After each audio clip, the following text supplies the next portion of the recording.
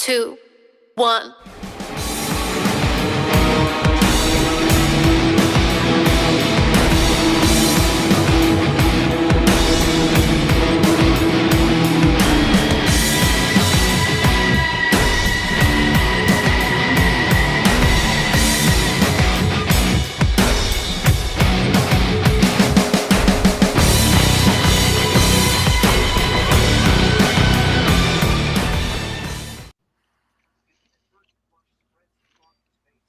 Good evening, ladies and gentlemen. Once again, we have come back to you in all of our glory to share all good things wrestling and, unfortunately, some bad things too.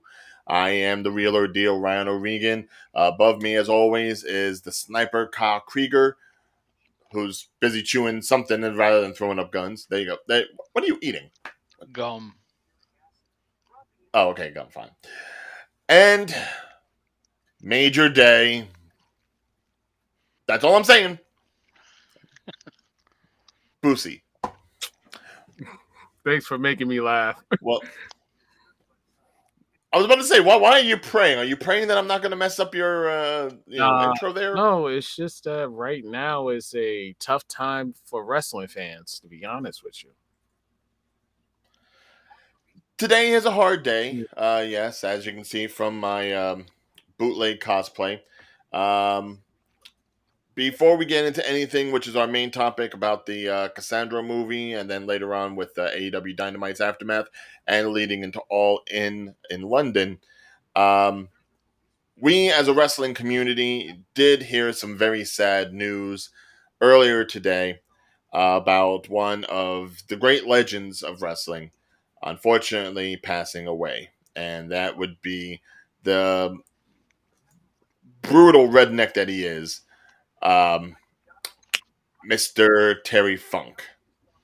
If the picture would just freaking show up. Come, don't you dare. There we go. So, yeah, this one is surprising, to say the least. It's one of those things where unfortunately, when wrestlers get to be a certain age, because of their lifestyle and the job they do, it does become a bit of a thing.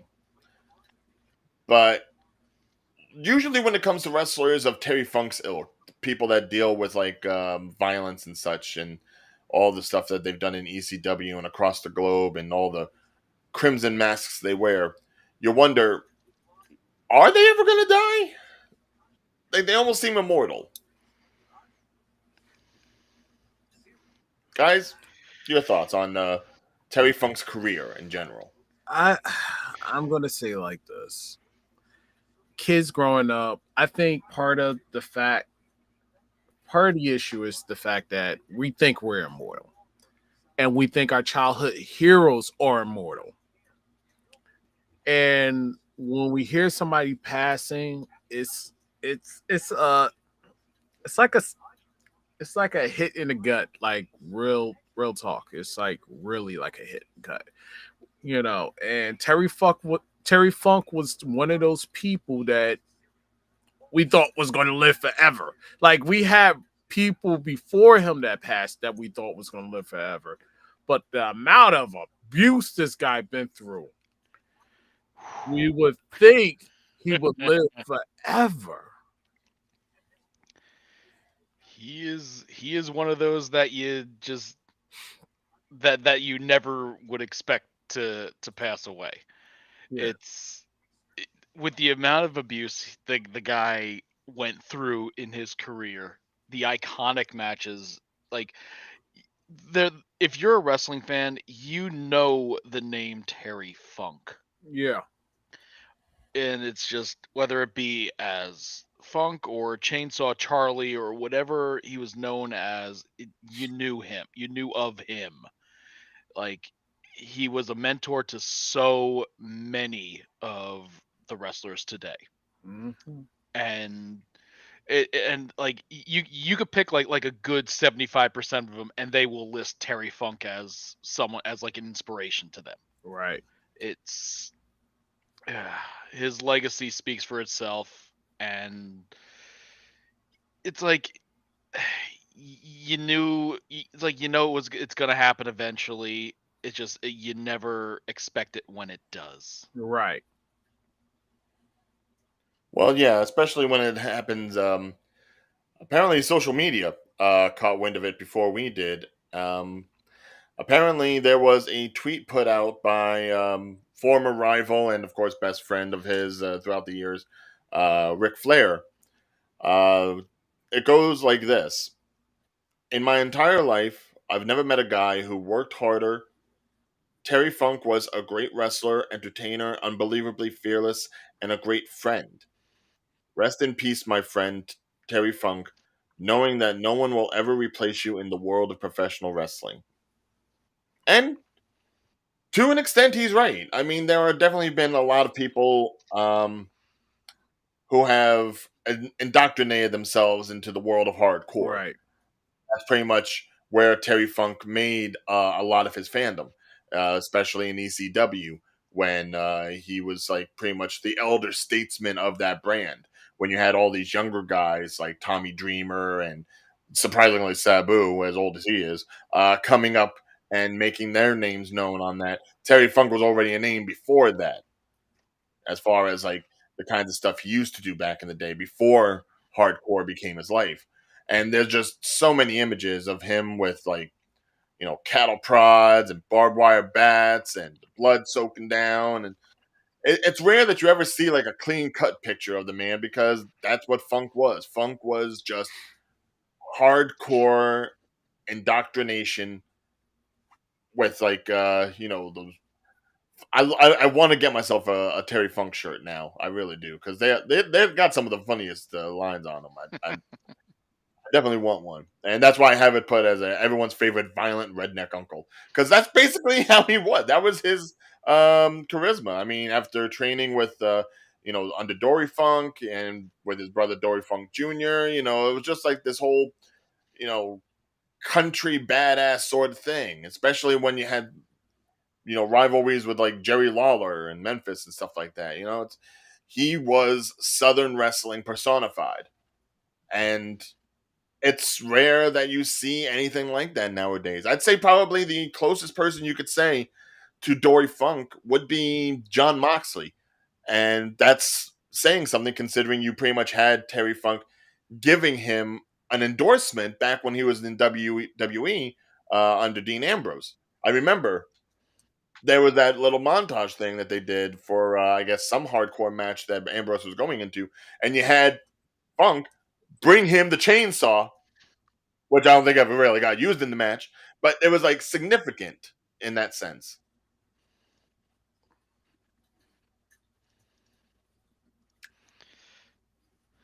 I know there's a silence to this, but you know this would be the case for like any big name wrestler, to be honest, because at some point. Especially with what's coming up this weekend with AEW, they're going to do something in homage They're not- to Funk. I think I it's wouldn't be surprised if all the major promotions did promotions. something for him because he was a part of like everything.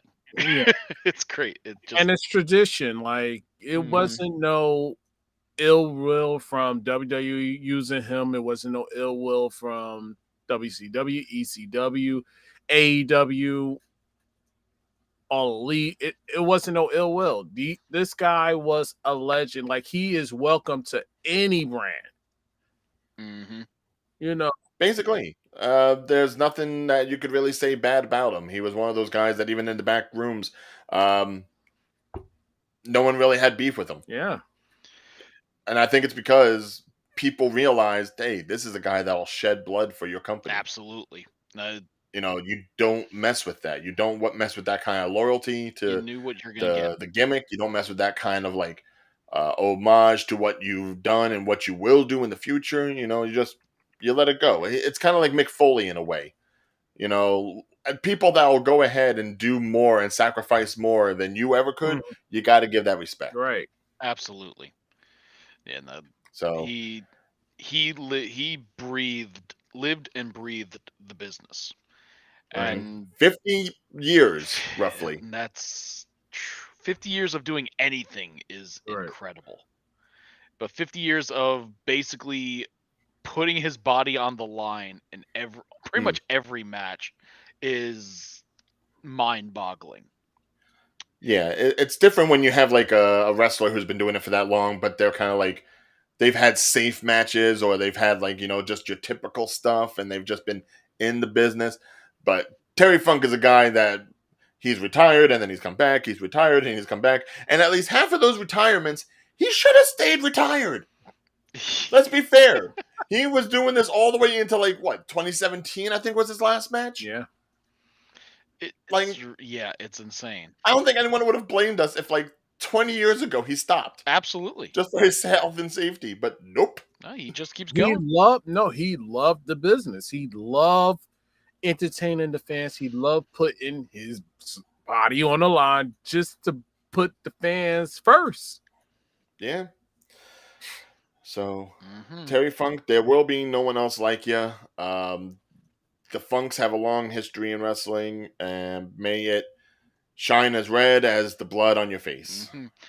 And one thing I gotta say, Terry Funk finally retired.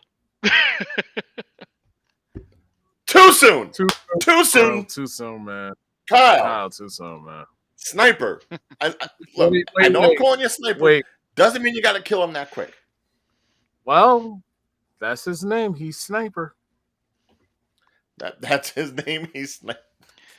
Sniper, stop sniping. Sniper, stop sniping. No sniping. No, he don't miss. Oh, now you can say stuff like that. I'll see how it is. I was wondering before someone got that. Speaking of things to get, we do have to talk about our main topic before the Dynamite clears for the evening, and that is the movie Cassandro. Now, I saw this trailer yesterday, and I was like, I remember a guy like this. I remember seeing him. I remember seeing Cassandro. But Cassandro is one of those wrestlers that's like, you know him by history, but you've probably never seen his matches. And that's simply because Cassandro was more of an international name, certainly in the UK and in Mexico. Rarely never crossed over to the States. And considering the role of an Exotico, I'm not surprised, considering how American wrestling and American television in general have treated characters like that. Now, did you guys see the trailer? Yes. Okay. So first of all, I want to say I want to see this movie. I'm going to be very happy when it comes on Prime because I don't know if it's going to be one of those things where it gets a wide showing in general theaters, but it will be coming to Amazon Prime September 22nd for anyone that wants to watch. And it's starring Gail Garcelle Bernal. Am I saying that right? Bernal? Yeah, I think so.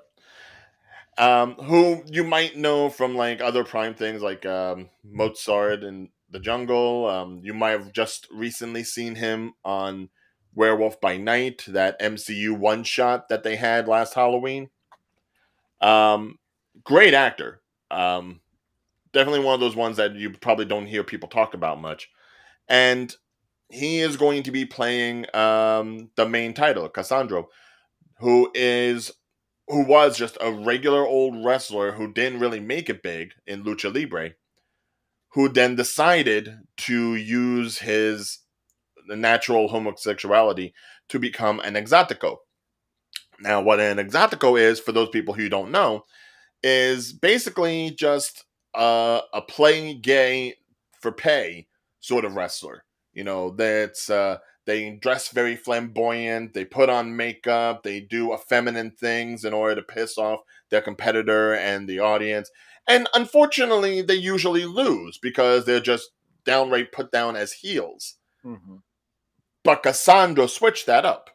Cassandro was pretty much the first Exotico of his kind to really make a name for himself and get to the point where he was popular enough to be winning matches. Now, that may have pissed some people off, but I'm glad it's a story being told. And it's probably a story that could only be told now. Right.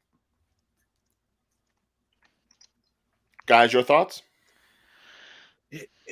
It's pretty much.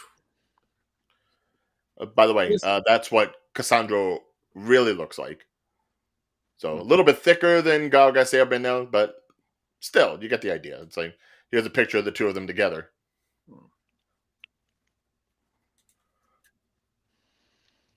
So I'm pretty much saying like he's a wrestler that basically set the platform for other wrestlers to do this pretty much. Like you have dang, what's the wrestler at AEW?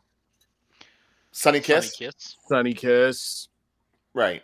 Well, here's the thing that I really do want to kind of like point out in regards to this, because you can't exactly say that American wrestler or American wrestling companies have been so kind to Exoticos, or at least wrestlers who do that same kind of gimmick.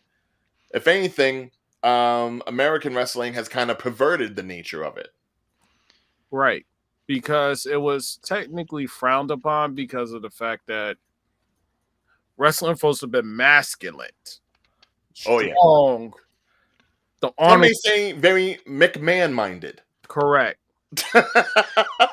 Remember the Billy and Chuck gimmick? Oh, I have that image. I was going to bring up that image. Mm-hmm. Yeah. No, that's not it. No. Hold on. No, that's not it.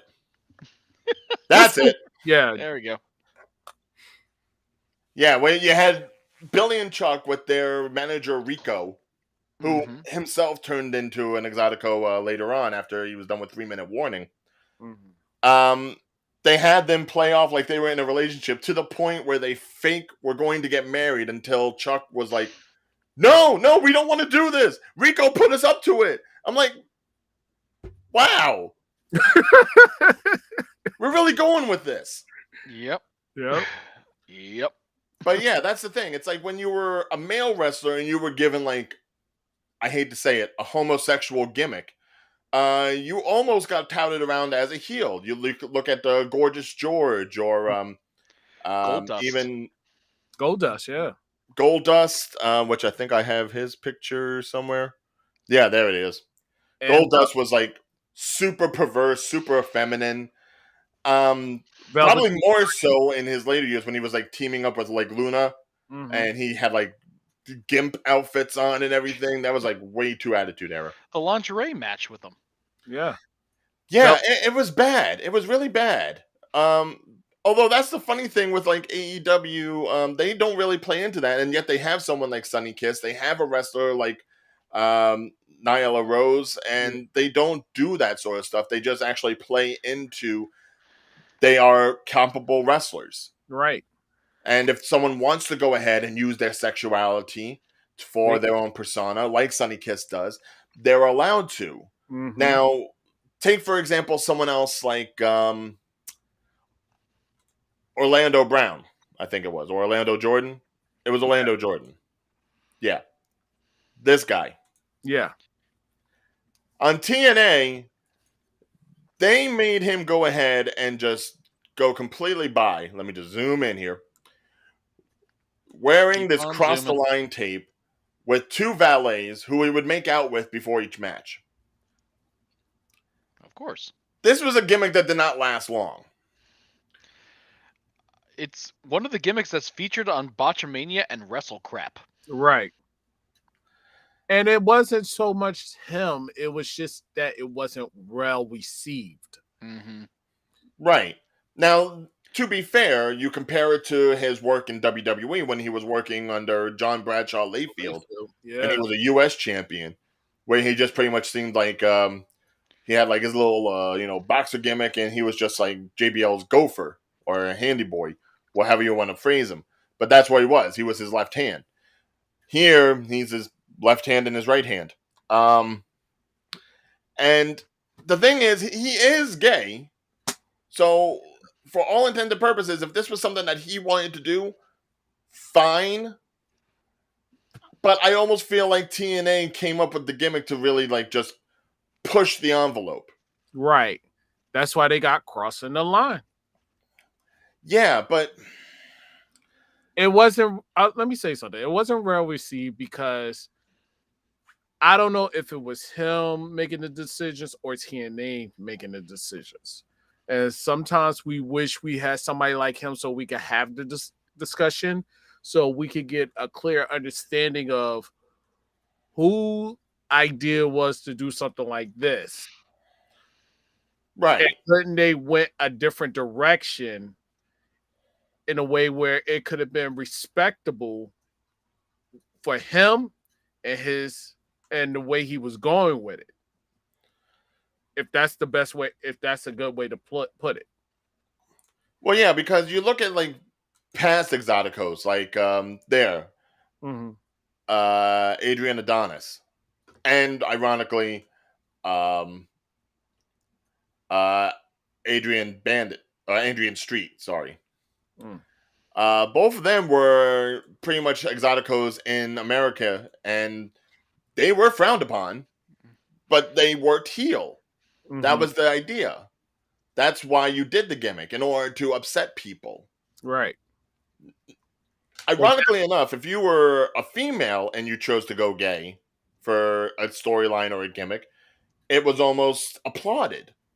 One can only look at WWE and see everything that they did with Mickey James and Trish Stratus, Sable and Tori Wilson, mm-hmm. Tori Attitude Wilson Era and in Dawn general. Marie, Liv Morgan and Lana for a brief stint.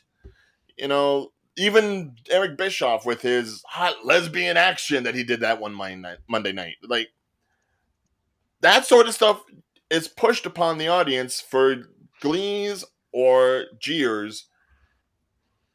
And then looking back, it's kind of bad. It's really bad. Yeah, because it was. So I'm kind of glad that something like Cassandro was actually going to be put out there and given some credit to the people that choose to do this. Yeah. Not something that's being forced, not something that's being pushed down the throat of, say, the audience, but people like Cassandro here who do it because this is who they are and this is what they want to display on the stage. Right. And Now, guys, will you go ahead and like? I know you probably have never heard of Cassandro up until this point. no, this is my No, first time. Yeah. that's kind of part of the point, of course.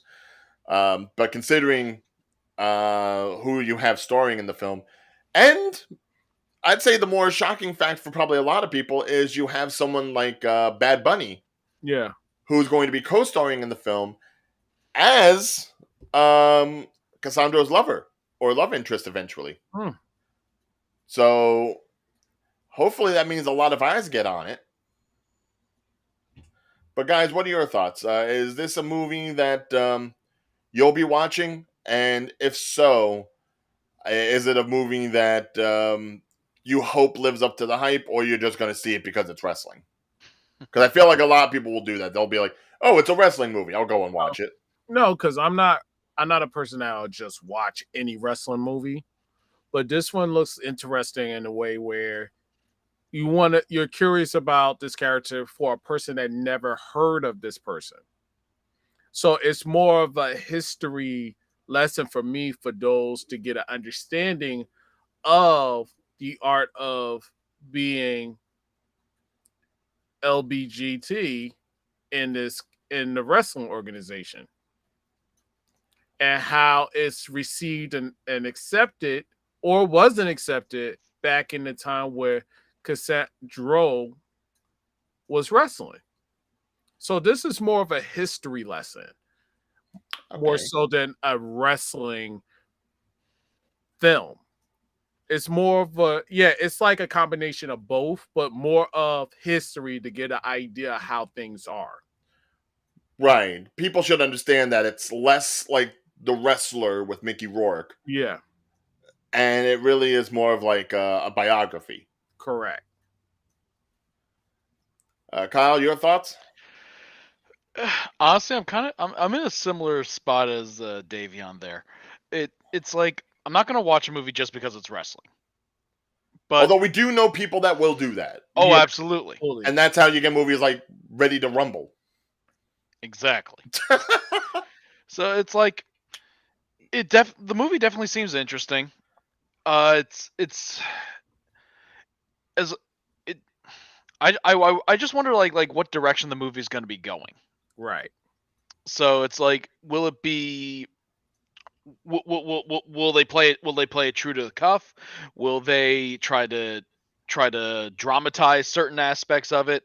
It's like I, I hadn't heard of Cassandro before the other day anyway. So it's like it wasn't really on my radar to begin with. Correct. So I may end up watching it to see if it does live up to the hype, but and honestly I hope it does. But right now it really wasn't on my radar previously. Right, and I can understand that because again, it's a character that again never really made it to the States. In fact, Cassandro was signed to TNA in the early parts of the 2000s, but he was fired before he got to make his debut. Now, you can draw your own conclusions as to why they would do that. He flat out said probably due to homophobia. And if we're talking early 2000s TNA, Yeah. yeah, no, I can see it. I can see it. You're talking about a brand who at the time was more focused on the drug-addled rejects of WWE and the beautiful people. Right. So, yeah, they definitely weren't going for that. And that was before they got Orlando Jordan to do his thing. And that was the worst script ever. The worst characterization ever. My thing was with that, they could have sat down, figured something out. But to me, it felt like, oh, let's just play with this to see how it goes, which was a bad move. You could get a clear understanding, first and foremost, and see how it goes. Have the wrestler choose how to go about it. And sometimes I feel like that's the problem big time because they don't let the wrestlers create and also help them create a good character to do a story. Ozone layer, what a joke. Yeah, his Okay. Orlando Jordan's like little ambiance area. Yeah, it was. It definitely was one of those gimmicks that you just really want to forget about, Right. or laugh about, because, like I said, that's what Botchamania is for. That's what Wrestle Crap is for. All those sites are for, and it's like kind of like the Shockmaster. With his trip. Yep. Now, now a perfect gimmick that. All right, this is what happens when you. Wow. Russo had like one good thing, and then it just. Yeah. Hold on. I just need to get this image together here. Just keep zooming in. Yeah. It's like that's going to be a screenshot right there. What were you thinking? Like, and that was during the time when Vince Russo was with TNA, right? Oh yeah. I would believe so. At some point, you think it had to be his fault because it looks like he just said, "Yo, I like the idea, but let's cross in the line and just do something art. Go for like fashion. Going for the extreme factor. Going for shock value. Yeah, and you're like, but you got to understand your audience. You got to understand at that time who you're dealing with. And also, you got to make your wrestler feel comfortable. Right. Yes. And that's the biggest thing because, first and foremost, he's a LBGT character or LBGT person, and they like to be respected for who they are. So it's all about putting input and also reciprocating the input from the person that's playing it. It's just like acting. Yeah.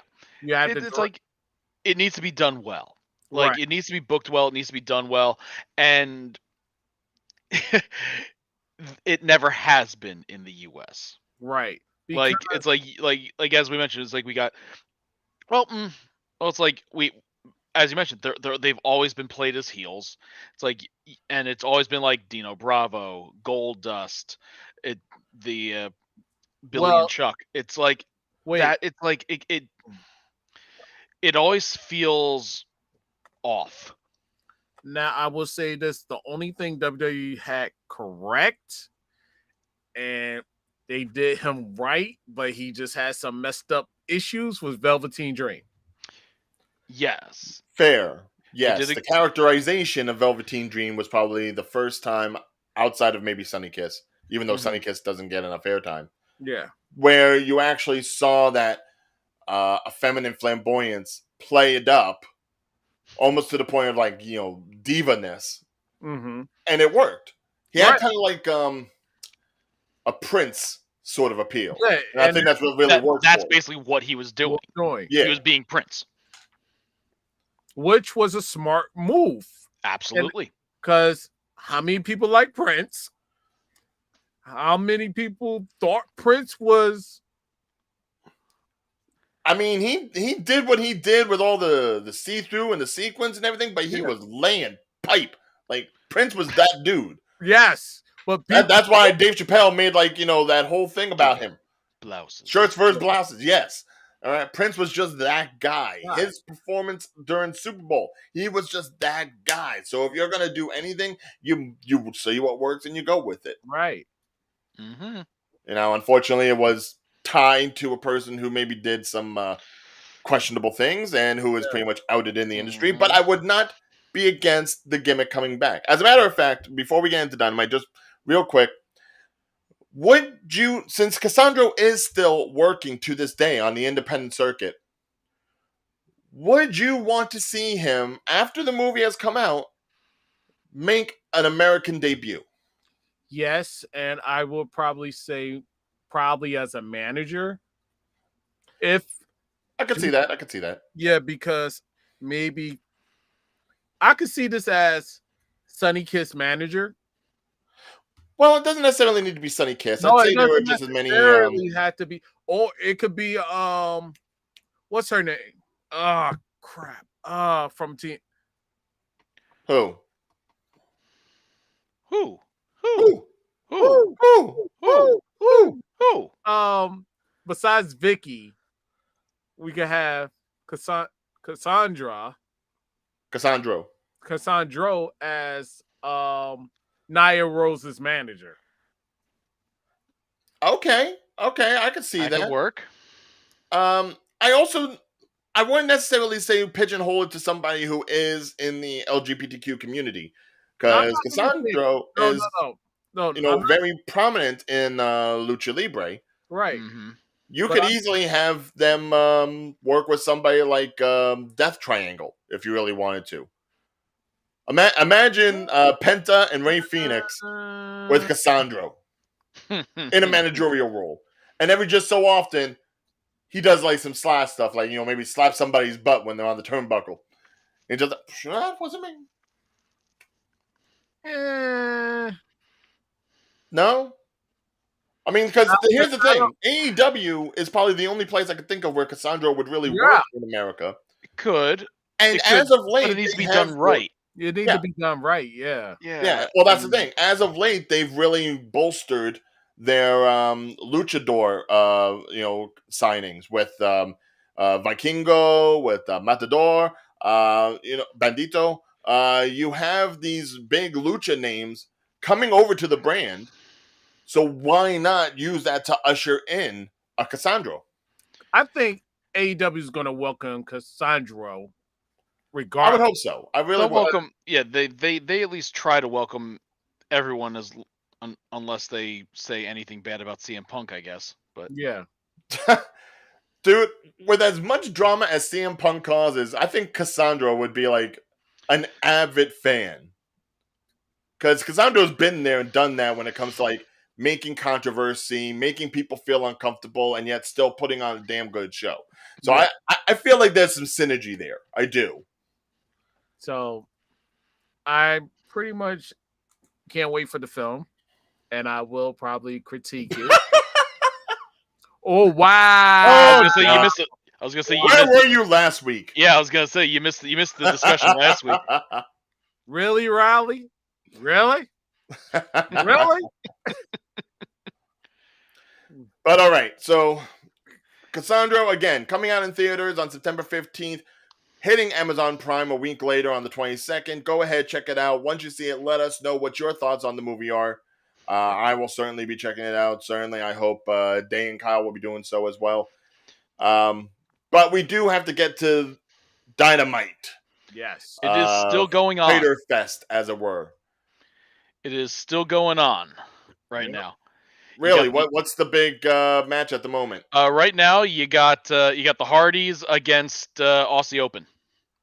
Looks like they are finishing out the show, barring a run-in or something like that. So yeah, like I got it on my other monitor right here, so I am watching the ending. It is basically a bit of a spot fest. Ooh, Jeff took a bad hit. Here come all the double teams, and boom. So looks like, yep, Aussie Open beats the Hardy Boys. Yeah. Unfortunately. Well, we kind of expected that because they're going to be very necessary. Yeah, for the and opening of they're All also In. having the Hardys job out to people too lately, which which kind of sucks. But Yeah. Yeah, but when you have someone like Jeff, what are you going to do? You know, you can't put too much responsibility on the Hardys because there is a very good possibility that one half of them may drop the ball. It's nice that Jeff's working, but would I trust him with anything important? No. Well, Once bitten, twice shy, 10 times, that's on me. basically, they're building up Aussie Open versus MJF and Adam Cole. So yeah.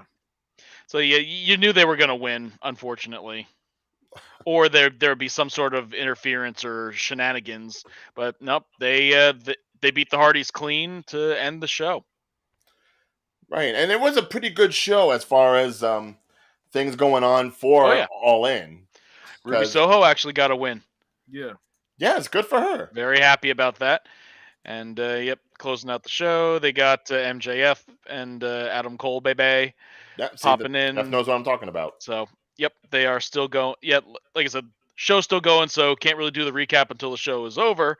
But we can No, but we can certainly talk go about through stuff that some. happened earlier in the show. Okay. Like, for instance, uh, anybody that knows anything from the dirt sheets, you know that they had talked. Tony Khan had said that there were going to be changes to come before All In happened. Some things would be added, some things would be taken out. Changes always happen, and cards subject to change, like they always say. Mm-hmm. And we did see that Ray Phoenix was taken out. We knew he wasn't going to be able to go because that was actually mentioned earlier in the week, probably even over the weekend.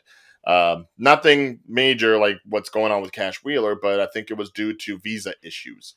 Right. Yep, those tend to have a way of popping in at the worst possible times. Right. But yeah, so Right. so basically the opening match of the show was Moxley versus Ray Phoenix, and yeah, but the thing is, they had it so that Moxley wins by ref stoppage. That's how they pulled it off. Right. So no clear advantage, disadvantage. Although Mm-hmm. we did get to see who are going to be the people pairing up with Right. them Mhm. against Penta, Orange Cassidy, and the Best Friends and Eddie Kingston. So that's Mhm. 5 people right there. It's going to be the Combat Club versus Santana and Ortiz. Mhm. Yep, They Santana made their is back. reappearance tonight in grand fashion. Santana has returned. Yep. And they take Penta and Eddie out, and then they flee when the Best Friends showed up. So Yep. yep. So it's basically had a bit of the kerfuffle. Then you had the I think like kerfuffle. I like that word. A hullabaloo. Hullabaloo. Hullabaloo A and tempo. row, as the British say. I But yep. Did they come? Did they say if it was a full sellout? I don't know if they've said anything yet because I do think they are still selling tickets. Yeah. Okay. But if we're talking about whether or not it is more than WrestleMania or anything that they've posted as that such, yeah, I think it's up to that point. Yeah. Okay. It's So definitely no, over 80,000 it's and still huge. growing. It is huge, which is awesome. Now I do know that it has set a record for Wembley. So this is really good for AEW. Right. It Yep, it surpassed like a lot of like the Ooh. big WWE events like I believe Jeff in the comments said SummerSlam '92, which is crazy, being Right. that it was in the in the Coliseum basically. But yeah, so But yeah, you're seeing this is their biggest event in AEW's history so far. And you know what? I think that is great, and Right. I really hope they knock it out of the park because Yes. they they have their opportunity. They, They sold enough that this is now their true opportunity, and if they knock it out of the park, mm, could be good things. right. But to continue on, we also had Darby Allin and Nick Wayne versus Mogul Embassy, with Darby Allin and winning by ooh. pinfall with a European clutch from Wayne on AR Fox. I'm surprised they're having Fox take the pin. Right. Yeah, I was surprised about that one. Well, it becomes a question of what they're going to do with him for the future because he just came with the Mogul Embassy and now they're just kicking him out. It's like, Yeah, and after the match, Strickland basically turned on him, yeah, he got let basically go. calling him a loser and all that jazz. It's like every time he gets the opportunity of a lifetime, he blows it. So it's yeah, it's like AR Fox was a big addition to AEW, and they're having him like lose a lot. Mm, I guess yeah, turn him a face, sure. Yeah, it's one of those sympathy vote sort of things because Yeah. now you're putting him in the line side of like not just Swerve, not just Cage, but now also Christian and Luchasaurus who have decided to insert themselves into things with Darby. Mhm. So it kind of becomes like one of those things like the enemy of my enemy is my friend now. right. I guess. Yeah. So it should be interesting. I just it's like I want AR Fox to do do well. Because it's like I'm a fan of his, and it's like you see him on AEW, and you even as a heel, it's like you want him to have good matches. It's like you want to see the storyline advance well, and then it's like he gets jumped or he just loses clean, or it's like the hell. It's like who's See, doing this booking? See, Jeff, I don't know if that would be something they would do for AR Fox. AR Fox doesn't really come off as the kind of guy who's like, see, guys, see, I can be a part of the gang, you know? It's like, love me, look at me. No, that's something that you would see with like Jericho versus Osprey. Yeah.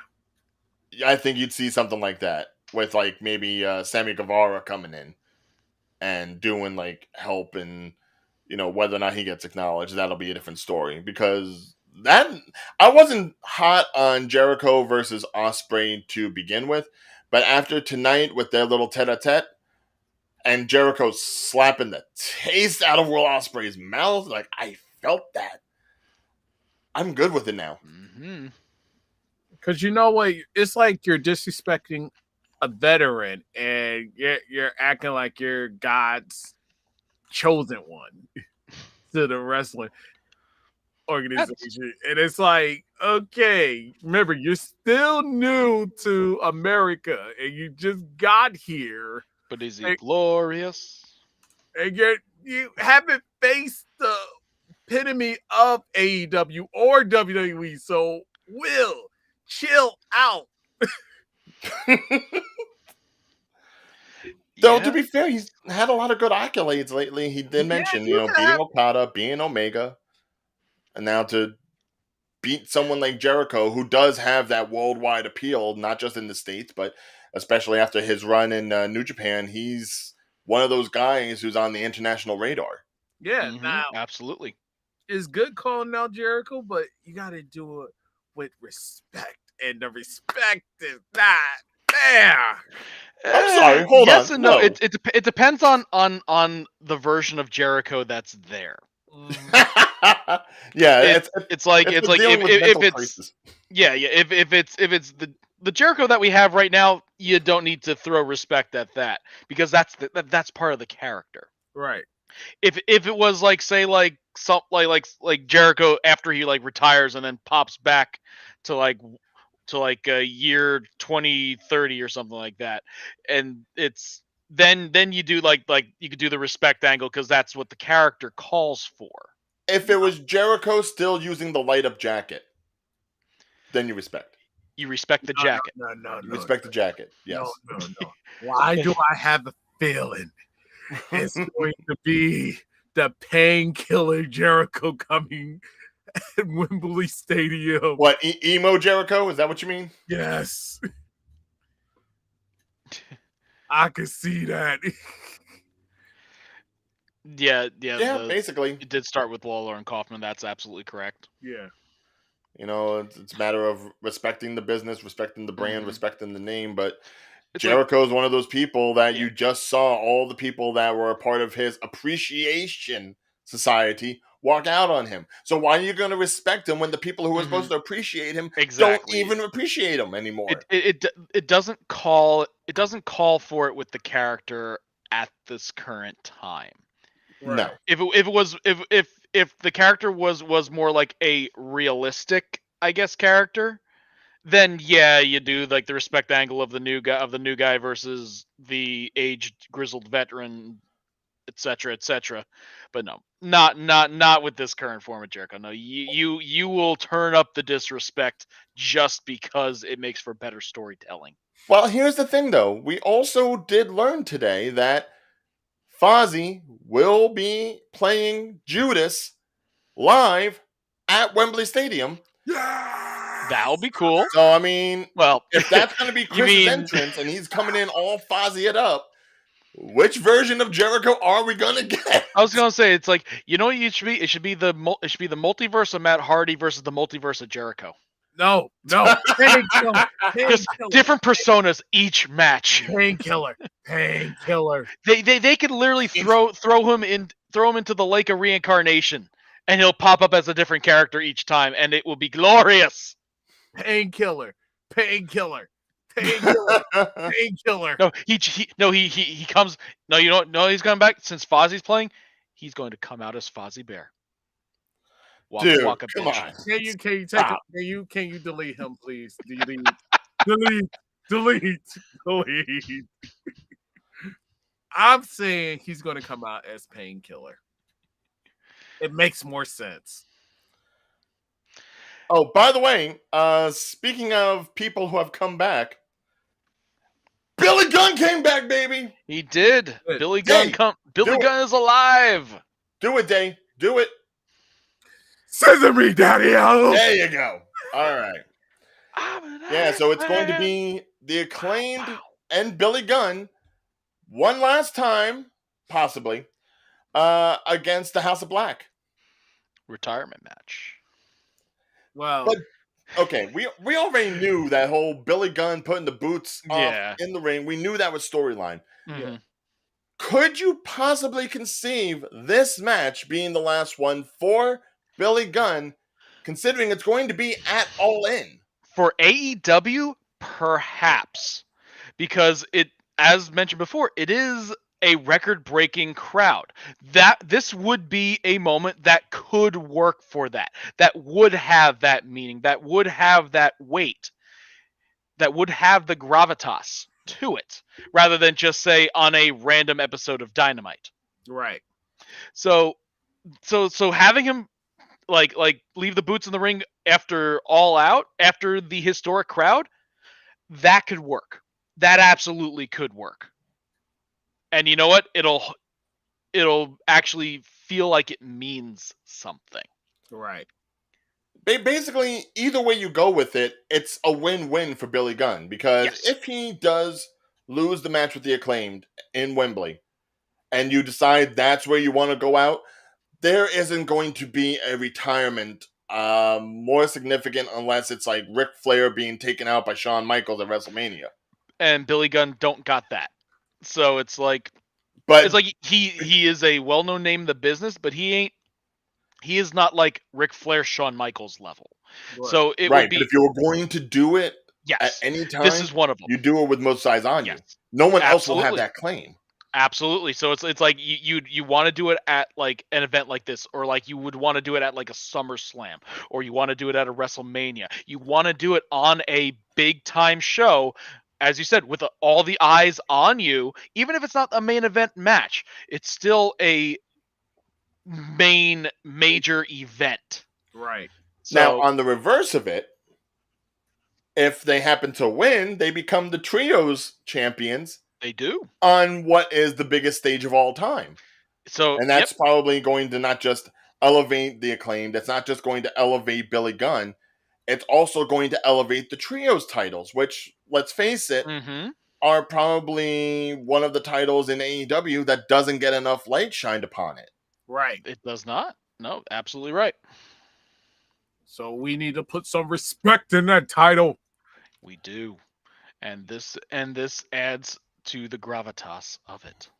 So I'd say this is a perfect match for this card. Now, mind you, is. it is already a pretty stacked card. Like, if I go through and I see exactly what is supposed to be on this thing, I did take a screenshot of it earlier.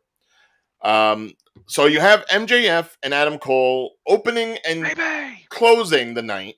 Opening against Aussie Open for the Ring of Honor World Tag Team Championship, which, let's face it, they're not winning that. Yeah, I'm sorry. They're not Yeah. going to be shown on Ring of Honor pay-per-views or television. They are too important for AEW to be doing like the multitasking.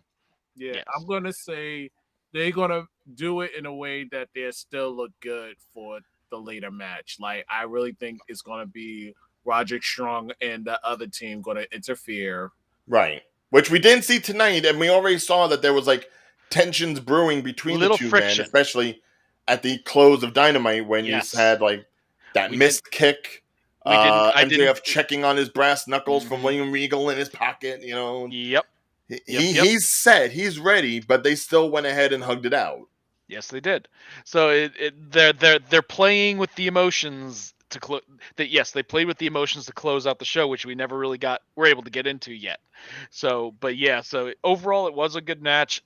Knew the Hardys weren't going to win, but the post match was the setting of the stage. Right. Now, as far as other matches going on, we already know we've got Chris Jericho and Ospreay. We've got the Blackpool Combat Club versus the amalgamation of Eddie Kingston, Penta, Orange Cassidy, and Best Friends. We've got the Elite. I think Kenny Omega, Hangman Page with Kota Ibushi versus Bullet Club Gold and Takeshita, which that already seems pretty stacked. You've got the women's Fatal 4-Way for the championship. I'm calling it, like I said, Saraya is going to win at Wembley Stadium, and that's going to make a huge pop, and that's where that money's going to be. That would be nice. Possibly. Love me some Saraya. I would still like it if she'd have retained. I would be just as fine if Toni Storm won it back. Not as much with Toni Storm. I would rather it be either a retain or Saraya winning. Those are the two outcomes that I'd be. So no one's giving any credit to Britt Baker. She's just a stand-in for the She's there. Wow. Well, she at this point she's like Charlotte. She's just there, and she will always be there. Fair. It's just a shame considering how much she carried the women's division. She did, especially during the pandemic.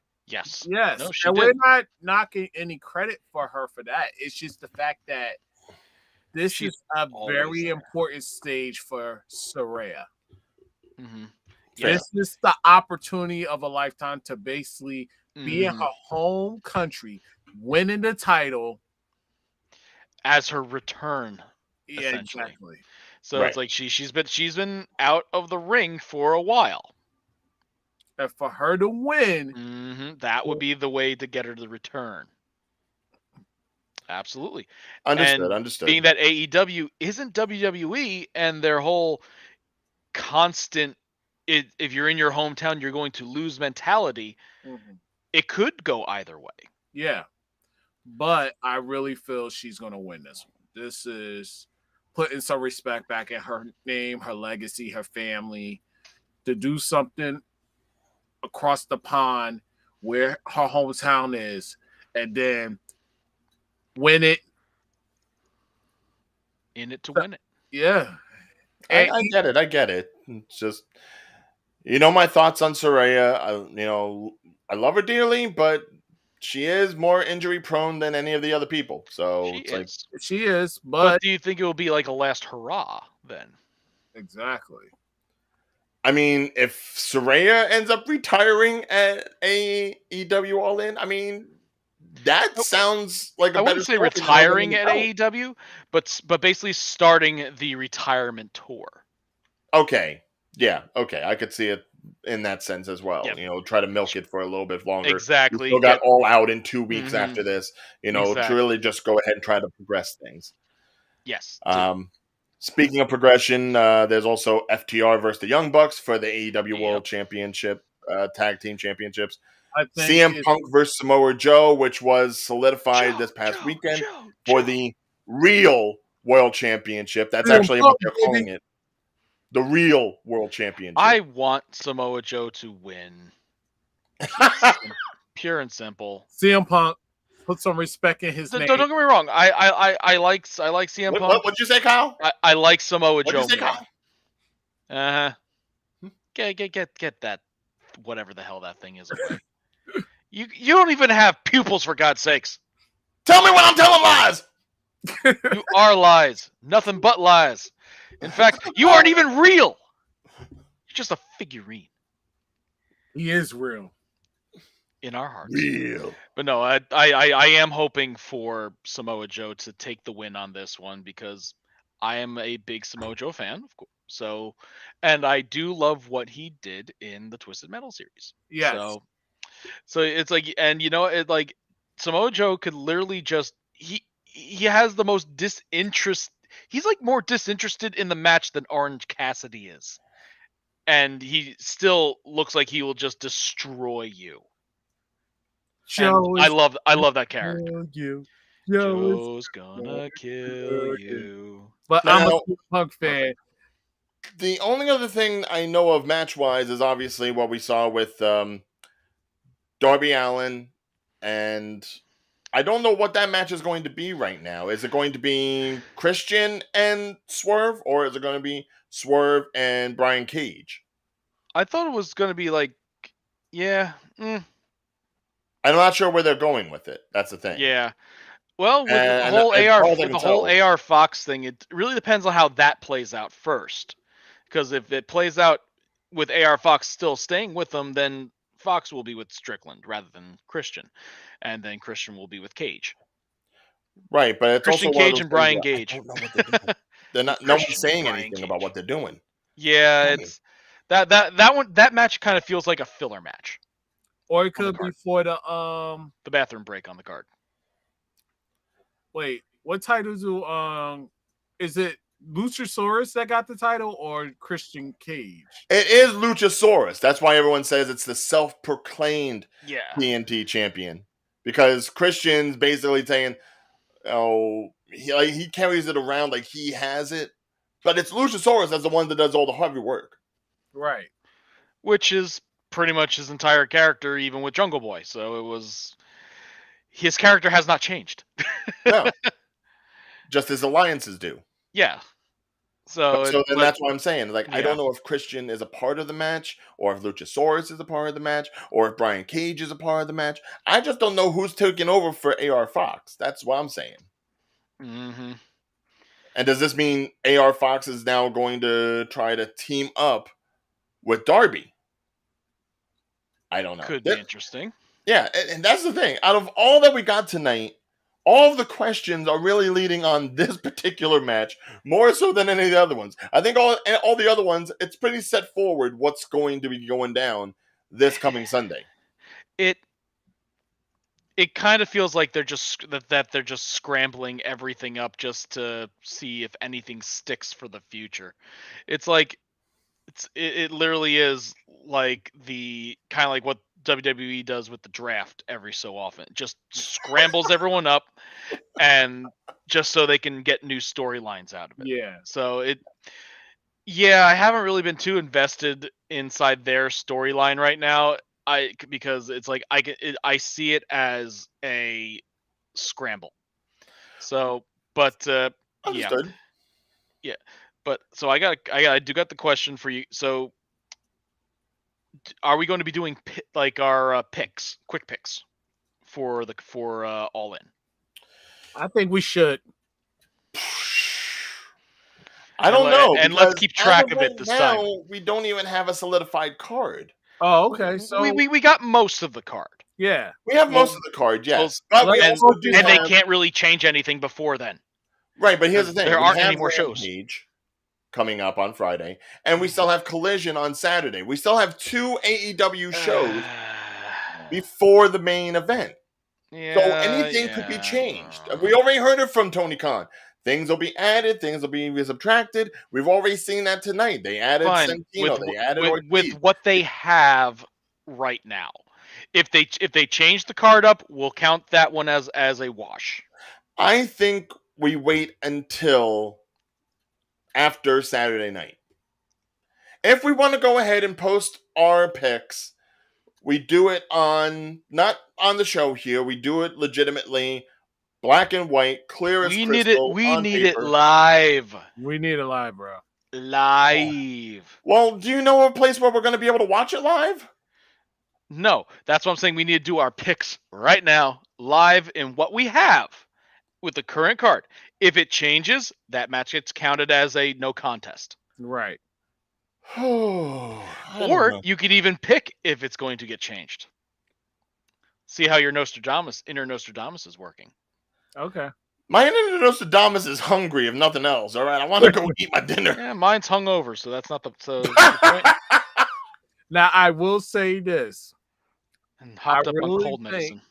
I really think if I was a betting man, but I'm sticking with my choice for the women's match, I would not be surprised if there's a 5th entry. Okay. But would say surprise 5th entry be the winner?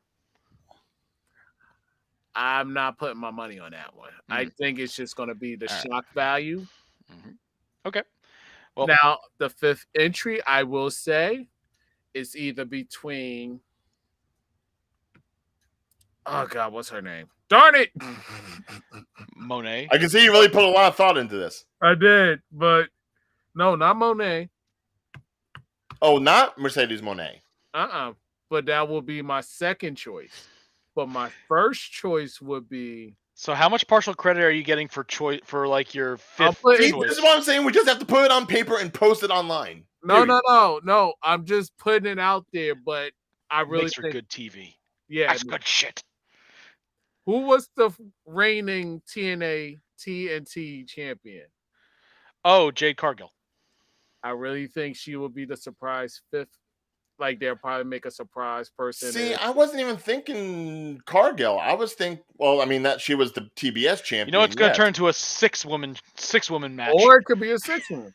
It's going to be a battle royal. I thought you were going to go Thunder Rosa because she had the belt before Toni Storm did, and technically never lost it, even though they did have like that match to like solidify Toni Storm being the champion. But I could see Thunder Rosa coming back and being like, no. Or that could be the storyline post Wembley. Yeah. That could be it for All Out. Yes. Yes. I'm leaning more for Thunder Rosa in All Out. But in terms of the women's title match, I think Sheeta's gonna retain, though I want Saraya to take the title for that. I'm gonna say Saraya gonna take the title.